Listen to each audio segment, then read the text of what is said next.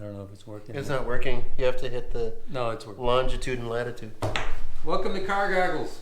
It's working? Yeah. Oh, hi. I'm Juan and this is Mark. Yes, and thank you for tuning in. Yes, we appreciate you stopping in for episode. I don't know where we're at anymore, but 14. But thanks for tuning in. We appreciate it. We're here to talk about our first car. Anybody that's into cars has a fond memory of their very first automobile, and that's what we're here to talk about. Yeah. Mark, after you, sir. Well, you can't do better than my first car. My first car is a Ford Taurus wagon. And this was at a time, back in the Stone Ages, that everything was an oval on the car. So they weren't doing any square edges. It was actually pretty aero. It was ahead of its time. It was ahead of its time. It was very Bugatti-esque, if I might say. May say.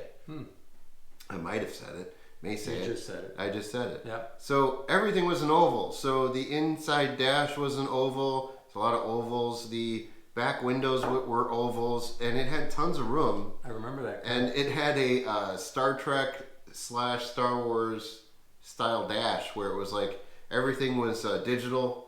And it was trying too hard. Did you buy this car? Was it given to you? No, it was, I have to tell you, my dad bought it for me, and it was in college, and it was really nice and sweet of him to do that. And I was grateful then, and I'm even more grateful now, because he didn't have to do that. But it was just nice being able to go back and forth from college, and it's any kid, when you give them a car, it's freedom. It's what it means. It's Back not then. back then. And nowadays, you're it's like a punishment. These kids don't want to get off their phones. Yeah, it's like, what do you mean this car doesn't have Apple CarPlay? Are you kidding me? That's why everything today now is like every manufacturer's got to have an 8-inch screen on it, or because everybody just wants to be connected. Back then, it was like, I want to be disconnected. I want to drive away from everything. And so it's very different. But interesting that you bring that up, right? Because all these newer cars, manufacturers are putting in these iPad type tablets in the cars, which is pros and cons, right? But I think the pro being that all these kids that are coming up with these iPhones or any sort of smartphone, we can get in the car now and quickly figure out how to navigate through the controls, because it's similar to what they've been dealing with their whole life. It's some of these young kids that all they've ever known is these smartphones. But anyway, that's a whole nother subject. Let's get back to your first car. Sorry about that. No, it's okay. It was just a massive amount of ovals in the car, and the dash was kind of cool. It was a sweeping tachometer. The top speed was like 85 miles an hour. So it was literally, you could only go up to 85 miles an hour, which I think I go 85 miles per hour in subdivisions right now. No, I don't. No, we don't. But yeah, please don't check that. Kilometers. It was like it was a 6-cylinder engine, I think it was. Probably. So it was just before they started doing their eco tech. There was no eco-tech involved in that. It was like 1.5 miles per gallon. It was an 8.9 Hemi. I can't remember back any of that. Pretty sure it wasn't. But no, it wasn't. It was a big 6-cylinder with no horsepower and moderate amount of torque. Very inefficient. You could basically get a 3-cylinder right now from Ford that has better torque and output ranges with massively more efficient. Of course. Yeah. But it was great. You could put tons of people in the back. You could put tons of things in the back. It was so uncool looking that it was cool. It was like the Aztec. Right. You know what I mean? The Aztec. You're watching Breaking Bad. Yeah, Breaking Bad. The Aztec and Breaking Bad finished first, and a close second was the Ford wagon thingy that you are describing. I'm pretty sure it just lost out to the Aztec as the worst car. Yeah.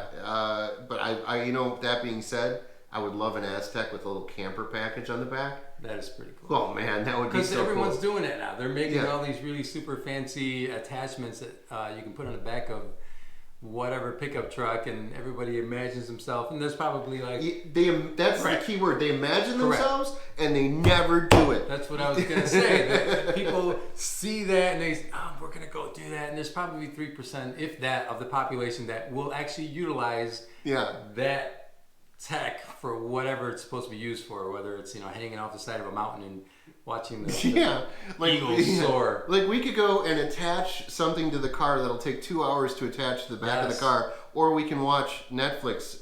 There's a 13-hour new show called The Umbrella Academy. We can watch that. We're gonna just sit home. I'm not gonna spend 2 hours attaching a tent to the back of my pickup. Nobody's gonna do that. But it's everybody wants that. Well, Correct. Freedom.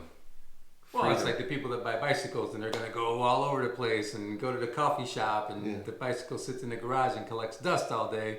But they sold themselves on that thought, somewhere along the way. Yeah, everybody pictures themselves as the person they see in the poster, the guy riding the bike or whatever. And we all suck.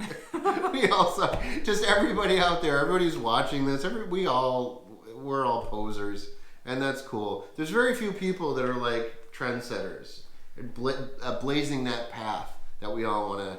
The ones that are, they're hipsters or the hippies or whatever they call them. Yeah, whatever. I don't know what they call them. Everybody's the same, and everybody wants to be different so badly. Just be yourself. But back to your first car. The Ford Taurus wagon, my first car. What's your best memory in that car? Best memory in the car is basically just hanging out with my buddy Frankie Diamond. I'm going to say his Best name ever. Frankie Diamond. Of course he lives in Vegas now. Of course he does. I love Frankie Diamond. And Frankie and I would just... when we were little kids, we would drive around. You were a couple little Jewish kids. We would drive around every Christmas and look at Christmas tree lights and just rate them and say, oh, that's great. And like 9 out of 10, 10 out of 10. That was very fantastic. Quickly, right after this, he's only got about a minute left to finish up his first car. But I'm going to give him a big hug, because if that was his childhood, he needs a big hug. That's all I'm going to say about that. No, it was terrible. It was much, much worse than that. Psychotherapy has not been good for me. A lot of repressed memories have come wafting to the surface. Well, you did get a chance to hang out with a guy named Frankie Diamond. In his Ford Taurus wagon. Seriously, Frankie Diamond and his family were amazing to me, and they saved my life. Frankie, if you are watching this, you're the best. How much time do we have? You got 20 seconds. So, like and subscribe. Yes. It's the worst ending ever. Like and subscribe. Send us your comments about your first car. We'd love to hear them. Thanks again for tuning in. Have a great night. Peace.